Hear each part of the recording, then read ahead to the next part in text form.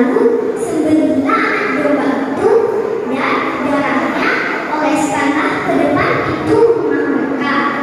Lalu saat malam malaikat Tuhan mengelilingi tanah Mesir. Saat malaikat Tuhan melihat di depan pintunya beroleskan darah anak domba, malaikat Tuhan tidak akan membunuh anak sulung dari mereka.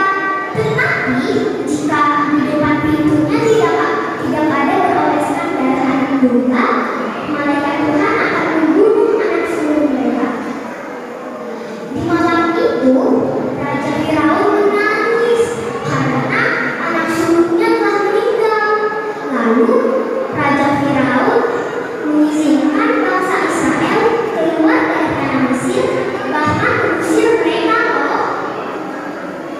Saat tiba di tepi Laut Merah, Raja Firaun berubah pikiran dan mengejar bangsa Israel. Tetapi